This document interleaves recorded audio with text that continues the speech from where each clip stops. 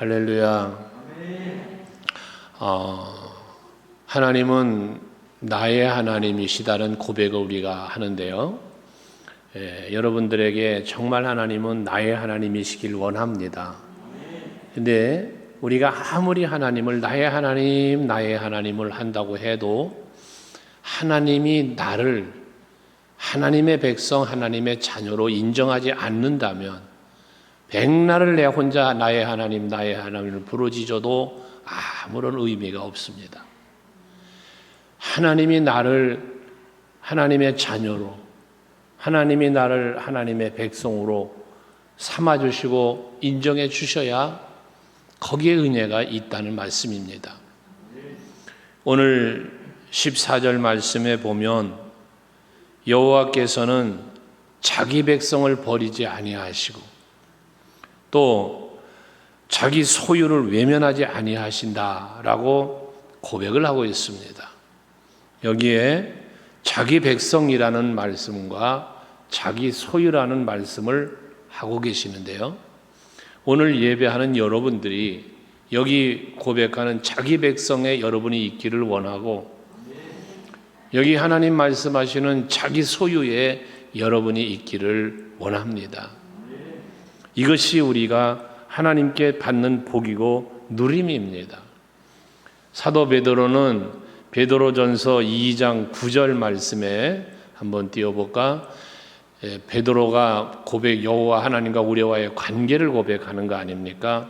한번 같이 읽어보시면 그러나 너희는 택하신 족속이요 왕같은 제사장들이요 거룩한 나라요 그의 소유가 된 백성이니 이는 너희를 어두운 데서 불러내서 그의 기이한 발에 들어가게 하시니 아름다운 덕을 선포하게 하려 하심이다.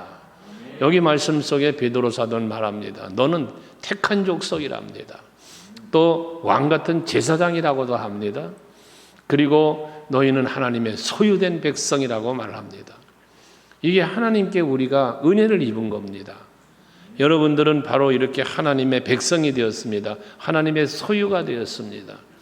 그것이 하나님이 우리에게 베푸신 큰 은혜가 되는 거예요.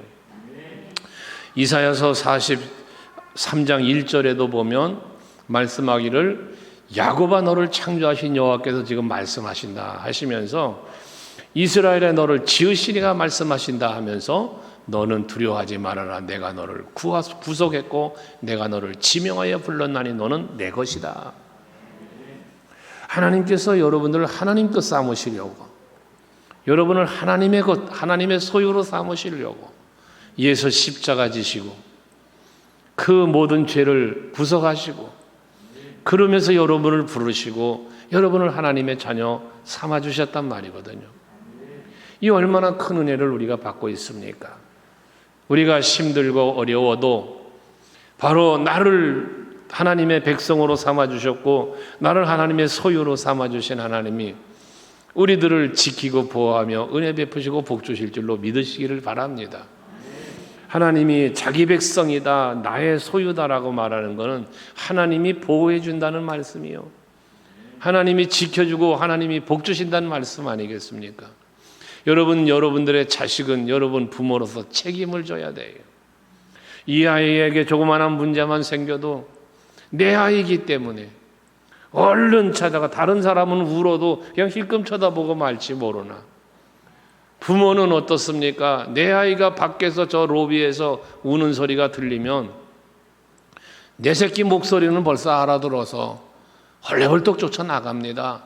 다른 사람은 저 누가 저렇게 시끄럽게 우는가 시끄럽다고 할지 모르나 이게 부모와 자식의 관계입니다. 하나님은 여러분들을 지난주에도 우리가 말씀 묵상한 것처럼 여러분의 눈물을 보신다고 그랬죠. 하나님은 여러분의 형편과 사정을 다 헤아리고 계시는 거예요. 그러시면서 자기 백성이기 때문에 자유 소유이기 때문에 뭐라고 말씀합니까? 14절에서 버리지를 않는답니다. 외면하지를 않는답니다.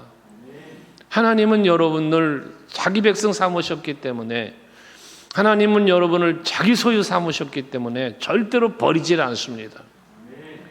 세상에 얼마나 매정해요. 엊그저께도 뉴스 보니까 애를 낳아가지고 세상에 종이봉지에 담아가지고 갖다 버리고 갑디다. 이게 인간이에요. 내 새끼인데, 내가 낳은 자식인데 그걸 세상에 봉지에 담아가지고 밖에다가 버리고 그새 도망가는 이런 부모. 물론 나이도 어리고 뭐 그랬다는데 아무리 나이가 어려도 그렇지. 또 지 부모를 세탁기 속에다 담아가지고 갖다가 버리는 이런 일들도, 이게 인간 속에서의 삶의 모습입니다. 그런데 하나님은 버리질 않는데요. 외면하지도 않는데요. 민수기 6장 22절로 26절까지의 말씀을 보면 제사장을 통하여 이스라엘 백성을 축복하시는 하나님의 말씀이 기록되어 있지 않습니까? 거기 보시면 23절부터 띄워보면 아론과 그의 아들들에게 말하여 이르기를 너희는 이스라엘 자손을 위하여 이렇게 축복하라. 이 이스라엘 백성들에게 하나님이 축복하는 거예요. 어떻게 축복하는가? 그 내용을 다시 그 다음 절을 보면 24절 같이 읽어요. 시작. 여호와는 내게 복을 주시고 너를 지키시기 원하며. 자, 여러분, 하나님은 여러분을 자기 백성 삼았잖아요. 하나님의 소유 삼았단 말이에요. 이게 하나님이 여러분에게 주신 복이에요. 근데 그 복을 주시고는 뭐 한다? 지키시길 원한다. 주신 복을 잘 누리며 살도록 지켜주시는 분이 여호와 하나님이시단 말이에요. 하나님 그걸 원하신다는 거예요. 그러니 여러분들이 하나님의 백성 됐고 하나님의 자녀됨이 은혜가 되고 복이 되는 이유는 하나님이 그걸 지켜주시니까 그런 거예요. 지켜주시니까. 그 다음은 25절 보면 똑같이 읽으면 시작. 여호와는 그의 얼굴을 내게 비추사 은혜 베푸시길 원하며. 하나님의 얼굴을 여러분에게 비추신대. 이게 비추신다는 게 뭐예요? 밝은 빛을 주시는 거예요. 은혜의 빛을 주시는 거예요. 어둠의 권세가 떠나게 하시는 거예요. 곤고한 문제들이 내 곁을 떠나게 하시는 거예요. 이런 은혜를 베푸시는 하나님이시단 말이죠. 외면하지 않는단 말이에요. 얼굴을 항상 여러분들을 비춰주시는다는 은혜 베푸시는 거단 말이에요. 이게. 그 다음 절은 또 읽으면 여호와는 그의 얼굴을 내게로 향하여 드사 평강 주시기를 원하노라 할지니라 그랬어요. 여호와께서는 우리에게 복을 주시는데 자기 백성 삼아주시고 자기 소유를 삼으셔서 그 택하신 은혜를 주셨는데 거기 그런 복을 주시고는 지키시면서 은혜 베푸시고 평강 주시기를 원하여 늘 얼굴을 빛을 비추고 얼굴을 향하여 드시면서 여러분들을 향하여 계신다는 거예요. 이게 하나님께서 오늘 본문에서 외면하지 않고 버리지 않는다는 말씀에 해당된다는 것입니다. 시편 121편은 하나님의 도우심에 대하여 고백하는데 거기 3절 말씀에 보면 여호와께서는 너를 실족하지 않게 하신다 라고 말씀을 하시죠. 또 그런데 이 하나님은 어떻게 실족하지 않게 하시는 하나님은 졸지도 아니하시고 주무시지도 않는데요. 4절은 이스라엘을 지키는 이는 졸지도 아니하시고 주무시지도 아니한다. 24시간을 항상이라는 표현을 성경은 했어요. 항상. 세상 끝날까지 항상 함께 있겠다. 네가 어디를 가든지 무엇을 하든지 내가 너와 항상 함께 있겠다. 이게 지키시는 하나님의 은혜입니다. 누구를? 자기 백성을, 자기 소유된 자를, 여러분이지 않습니까? 하나님은 이와 같은 은혜를 베푸셔요. 그러니 여러분 조금 힘들고 어려운 일을 만나도 두려워하지 마시고요. 슬프고 괴로움은 찾아올 수 있어요. 그러나 낙심하지 마시고요. 나를 자기 백성 삼으시고 나를 자기 소유 삼으신 하나님의 보호하심과 그 도우시는 은혜 속에서 늘 참된 기쁨과 평안을 누리면서 살아가시는 여러분 모두가 될 수 있기를 바랍니다.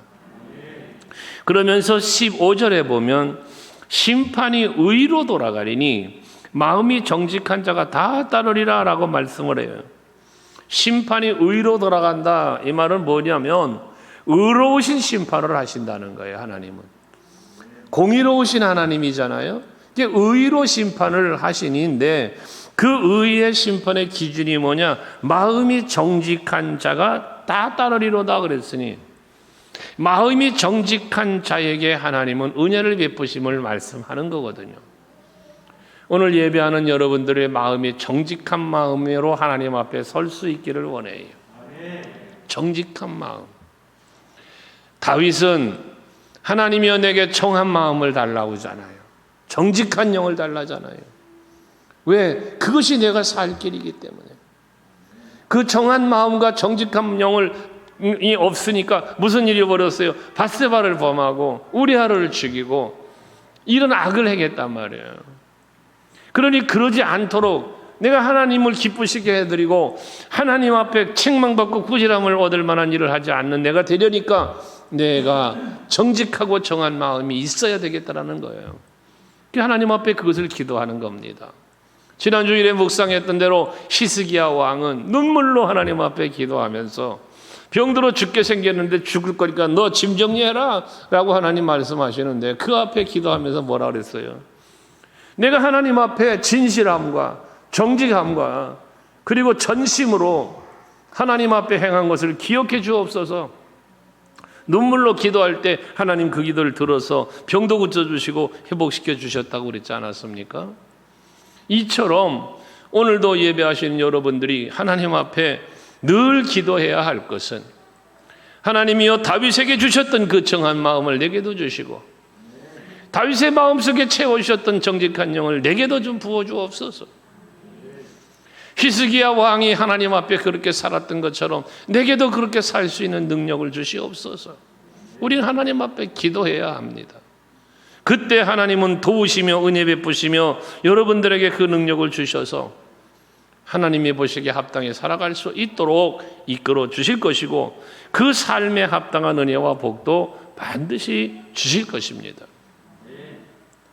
이렇게 의로우신 심판을 하시는 하나님, 마음이 정직한 자 하나님을 향하여 진실되이 살아가는 사람들을 복 주시길 그거 따라간다고 그랬으니까요. 그렇게 하시는데 16절에는 그러면서 뭐라고 고백하냐면 누가 나를 위하여 일어나서 라는 말을 해요. 누가 나를 위하여 일어나서 행악자들을 치며 악행하는 자들을 칠까? 지금 이 고백은 뭡니까? 행악하는 자들, 악을 행하는 자들에 의해서 지금 내가 괴롭힘을 당하는 거예요. 악한 자들 때문에 내가 지금 괴롭힘을 당하고 있는데 이 괴롭힘을 당하는 나를 위하여 누가 일어나서 저 악한 사람들을 칠까? 질문형으로 지금 말을 하고 있는 고백을 하고 있는 건데 도와줄 이가 아무도 없었다는 거예요. 사울왕이 다윗 같은 경우는 사울왕이 나를 죽이려고 그래요. 아들 압살롬이 배신을 해서 자기를 죽이려고 해요. 다윗왕 같은 경우는 그런 경우를 겪었지 않았습니까?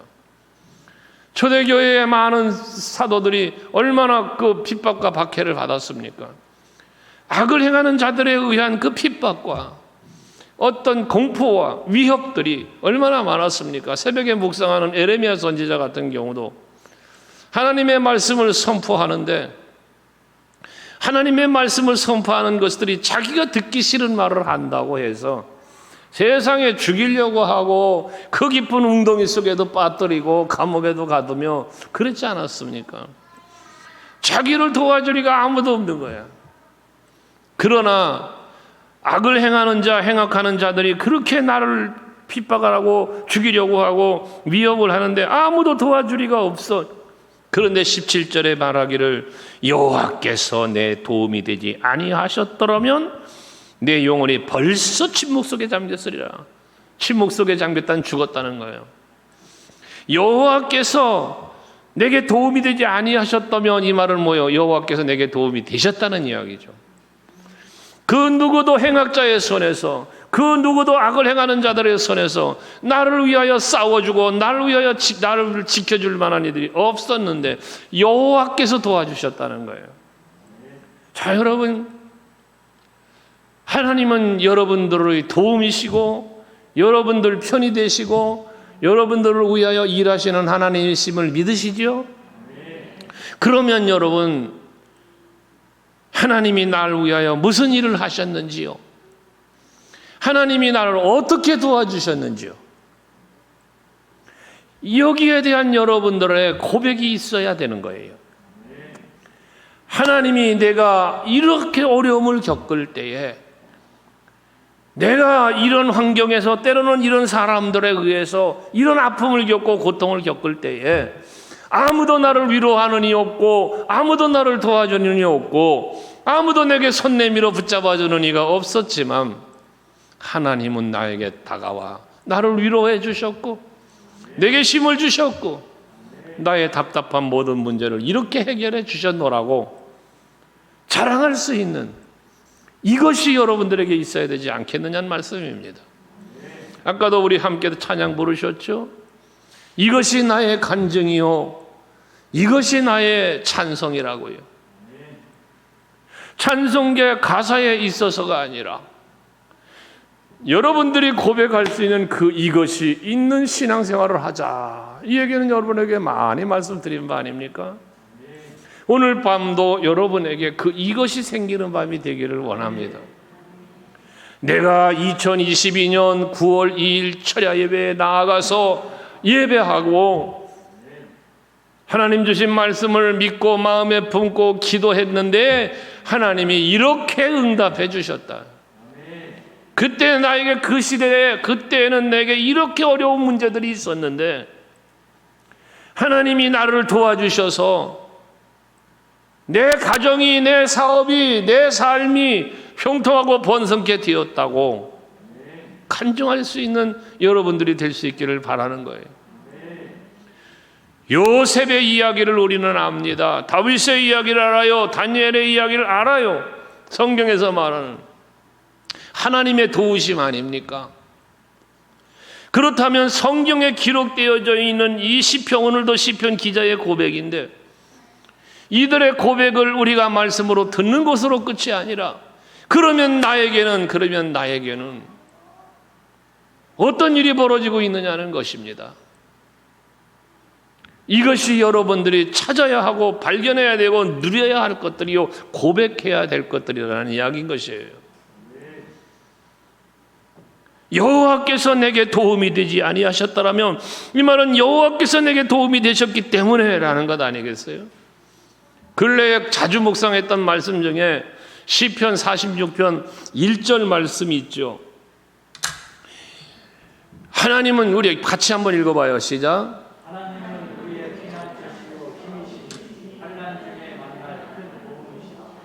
하나님께서 우리의 피난처가 된 뒤에도 이제 말씀이 나오지만 하나님은 우리의 피난처시요 또 하나님은 우리의 힘이 되시니 환난 중에 만날 큰 도움이라. 이 말이 뭐예요?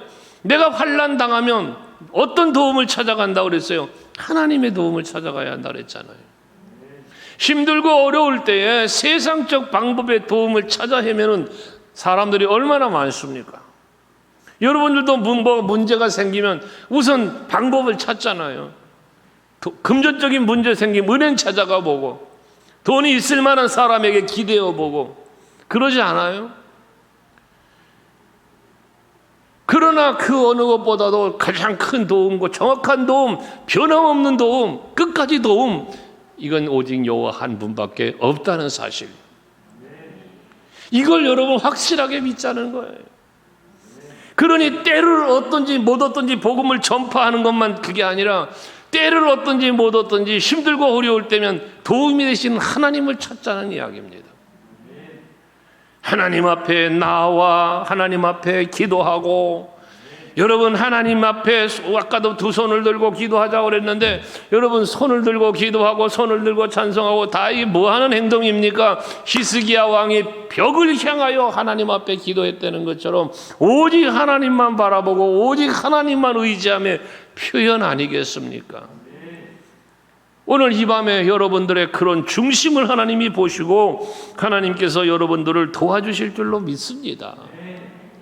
이렇게 도우셔서 도와주시니까 18절에 여호와여 나의 발이 미끄러진다고 말할 때에 주의 인자심이 나를 붙들으셔 싸우며 그래요. 내 발이 미끄러졌다.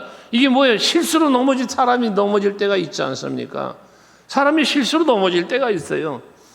근데 그때에 하나님께서 인자하심으로 나를 붙들어 주셨다는 거예요. 예수를 잘 믿고 신앙생활 잘하고 열심히 봉사하고 헌신을 해도 때로는 우리가 실족하여 넘어질 때가 있어요. 근데 그때 하나님은 인자하심으로 다가와 손을 내밀어 우리의 손을 붙잡아 주시더라는 거예요. 이 하나님의 인자하심이 없다면 우리는 살 수 없어요. 그래서 저는 새벽마다 기도한다고 그랬잖아요. 하나님이여 긍휼히 여겨주시옵소서. 하나님의 긍휼히 여김이심이 없으면 이 한나를 살 수가 없어요.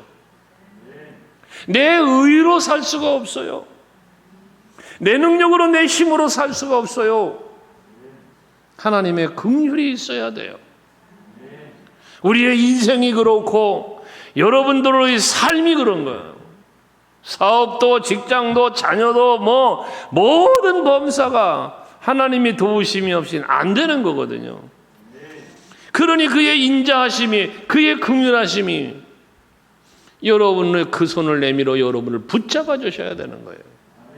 그래야 넘어져도 일어서고 물에 빠져도 베드로 물에 빠져도 살아나고 풀무불에 던져도 살아나오고 사자굴에 던져도 살아나오고 그 긍휼의 손으로 붙잡아 주실 때 이게 되어지는 거예요.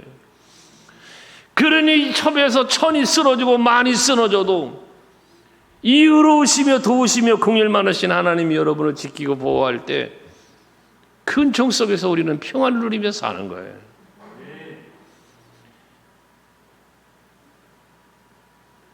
미끄러져 넘어져도 인자함으로 붙드셔 주셨다는 것. 19절에는 또 내 속에 근심이 많을 때 주의 이 위안이 내 영혼을 즐겁게 하시나이다. 마음에 근심이 찾아올 때 있잖아요, 여러분. 마음속에 두려움이나 근심이나 염려 이런 것들이 몰려올 때가 있어요. 간혹 제가 나도 모르는 사이에 한숨을 푹 쉴 때가 있어요. 하고 그러면 사모가 옆에 있다고 왜 한숨을 그렇게 쉬냐고 그래요. 그냥 나와 그냥 근심이 있고 걱정이 있어서가 아니라 그냥 한숨이 푹 나올 때가 있어요. 아무 생각 없이. 누적되어 있는 무엇 때문인가는 모르지만 말이에요. 그러나 우리의 마음속에 찾아오는 정말 그런 뭔가 순간들이 있을 수 있어요. 살다 보면. 그런데 그럴 때에 주의 위안이 내 영혼을 즐겁게 해준다는 거예요. 여기서 주의 위안이 뭐예요? 고린도후서 1장 말씀을 우리가 함께 나눈 바 있는데 그랬잖아요. 하나님의 위로. 그 고린도서 1장에 보면 위로라는 말이 반복해서 10번이나 반복돼 나온다고 그랬잖아요. 이 하나님의 위로하심이 우리에게 새 힘을 주는 거예요. 내 마음에 용기를 주는 거예요. 그래서 근심됐던 마음이, 슬프고 괴로웠던 마음이, 두려움에 가득 차왔던 우리의 마음이 기쁨이 찾아오고 평안이 찾아오고 즐거워지는 거예요. 요한복음 14장 1절 말씀을 보면 예수께서 그러시죠. 너희는 마음에 근심하지 말아라. 하나님을 믿으니 또 나를 믿어라. 여러분 이런 말씀들이 우리에게 뭐가 되는 거예요? 주의 위안이 되는 거예요. 두려워하지 말아라. 놀라지 말아라. 내가 네 하나님이야. 내가 너와 함께 할게. 여러분 이 모든 말씀들이 우리의 주의 위안인 거예요. 여러분들 모두 다 이 하나님의 위로하심과 그 위안 속에서 새 힘을 얻으시길 바라요. 낙심하지 말아요. 근심할 일이 찾아올 때가 있다니까. 실족해서 넘어질 때가 있다니까요. 하지만 넘어져도 인자하신 손으로 붙잡아 주시지. 근심 찾아오니 위로해 주시지. 얼마나 할렐루야예요. 내가 시편 23편 4절 말씀은 내가 사망의 음침한 골짜기를 다닐지라도 해를 두려워하지 않는다. 왜? 주의 지팡이가 막대기가 나를 안위하신다. 언제나 나와 함께 계시는 그 주께서 나를 붙잡아 주시고 지켜주시고 걱정하지 말아라. 내가 내 곁에 있다. 앞에 우리가 14절에서 묵상했던 것처럼 여호와는 자기 백성을 버리지 않고 자기 소유를 외면하지 않는다고 말씀하는 것처럼 이게 우리에게 위안이 되는 거 아니겠어요? 오늘 이 밤에도 여러분 어떠한 마음을 가지고 주 앞에 왔습니까? 어떠한 형편과 사정이 있기에 여러분 그 모든 것들을 주님 앞에 기도의 제목 삼고 오셨습니까? 하나님은 여러분들을 다 아시고 그 인자와 긍휼로 여러분들을 붙잡고 인도해 주실 줄로 믿습니다. 세상에도 피할 곳은 있습니다. 비가 오면 우산 속에 피하고, 여러분 지하 벙커 속으로 폭격이 쏟아지니까 피해서 산다, 우크라 전쟁 보니까 그러기도 하는데요. 여러분 여호와 하나님께로 피하는 것이 가장 안전합니다. 오직 여호와 하나님 품으로 가는 것만이 가장 안전한 것입니다. 그러니 여러분 예수 안에서 참된 평안을 찾아야 된다는 이야기예요. 그래서 22절에 고백합니다. 여호와는 나의 요새시요 나의 하나님은 내가 피할 반석이시다. 요새가 뭐요? 숨는 곳이에요. 피한다는 거, 피할 반석, 역시 숨는 거예요. 세상의 위협과 곤고한 일들이, 내가 염려하며 근심할 일들이 생길 때에 여호와께로 피하고 여호와를 의지하는 것만이 살 길이라는 사실을 고백하고 있는 거거든요. 다윗은 여러 가지 위기 상황 때문에 도망가서 바위굴에 숨고 광야 숲을 속에 숨고 그러며 살았지 않았습니까? 하지만 그 다윗의 고백은 바위굴이라 고백하지 않았고 숲을 속이라고 고백하지는 않았습니다. 거기가 여호와의 품인 거예요, 그에게는. 그래서 그는 바위굴에 숨었지만 여호와가 나의 피할 바위요, 여호와가 나의 요새라고 고백을 하는 것과 같은 내용입니다. 여러분들에게 정확한 도움, 그리고 확실한 문제의 해결을 주실 수 있는, 도움을 주실 수 있는 능력자 하나님, 홍해 바다가 가로막히니 홍해를 갈라주시는 하나님이잖아요. 뒤에 위협하는 애굽 사람들이 따라오니까 그거 다 수장시켜 죽여버리는 하나님이잖아요. 목마르다니까 쓴 물을 달게 만드시고, 반석에서도 물을 내주시고, 햇빛에 상할까 구름기둥 보내주시고, 밤길에 길 잃을까 추울까 불기둥 보내주시고, 이게 여러분 출애굽의 역사 속에서 이스라엘 백성들에게 베푸신 하나님의 은혜요 도우심 아니었습니까? 그 은혜가 출애굽의 역사 속에서 끝난 게 아니었습니다. 그 역사는 계속 현재 진행형으로 수많은 역사 속에서 지나왔고, 초대교회를 지나왔고, 오늘 우리가 살고 있는 삶의 현장에도 그 하나님의 은혜와 섭리하심의 놀라운 역사는 지금도 진행형이다. 일하시는 여호와, 모든 것을 계획하시고 섭리하시고 성취해 가시는 여호와, 오늘도 일하시는 여호와 하나님, 지금도 여러분들을 살펴보시면서 무엇이 필요한지를 아시고 이른 비와 늦은 비를 적당한 때에 적절히 주시마 약속하신 말씀대로의 일을 행하시는 여호와 하나님, 오늘 이 밤에도 여러분들을 위하여 이종을 통하여 말씀을 주시는 일을 하고 계시고, 여러분들의 마음을 감동하셔서 하나님의 말씀을 깨달아 알며 아멘으로 하다가며 여러분 마음속에 다시 한번 하나님을 의지할 수 있는 믿음을 불어넣어 주시는 성령의 감동으로 역사하시고 일하시는 하나님, 부르짖고 기도하면 그 기도를 귀 기울여 들어주시고 응답하기 위하여 천군 천사 보내실 때도 있을 것이요, 때로는 사람을 통하여 일하실 때도 있을 것이고, 여러 가지 되어지는 환경 속에서도 그 환경을 다스리시며 일하시면서 거친 풍랑을 잔잔하게도 하셨고, 물이 변해서 포도주도 되게 하셨고, 범사의 놀라운 역사를 이루셨던 것처럼 여러분들에게 오늘도 기적 같은 역사를 이루시는 하나님의 은혜가 여러분에게 임하기를 주의 이름으로 축복합니다.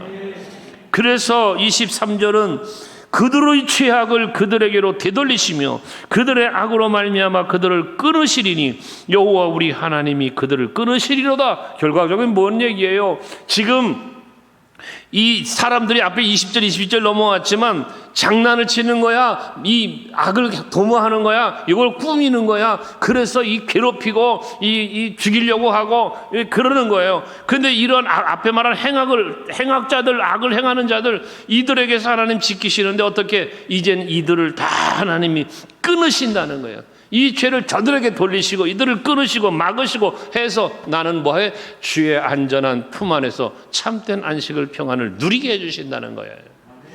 나를 위협하는 모든 요소들을 다 끊어버리신다는 거예요. 막아주신다는 거예요. 그 무엇도 해하지 못하도록. 이게 주의 지팡이와 막대기가 나를 안위하시나이다입니다. 사막의 음침한 골짜기는 여러분 그 양무리를 잡아먹으려는 하이에나나 여우나 이런 것들이 득실거리는 곳이에요. 그거가. 그런 곳을 지나가는데 그것들이 해하지 못하도록 지켜주시는 하나님의 은혜를 말씀하고 있는 거거든요. 코로나19의 상황이요, 그것 때문에 파장되어진 경제적인 문제요, 여러분 여러 가지 상황들이 여러분을 힘들게 하는 문제들이 다양하게 있을 수 있어요. 하지만 걱정하지 마세요. 하나님이 지켜주실 거예요. 피난처 되시고 요새 되시는, 나의 도움이 되시고 나를 긍휼히 여기시는 그 여호와 하나님의 손길로 여러분들을 붙잡아 주시고 때로는 품에 안아 주시고, 그래서 여러분들에게 어떠한 해도 당치 않도록, 어떠한 아픔이 없도록, 고난이 없도록, 근심이 없도록 인도해 주시고 보호해 주실 줄로 믿습니다.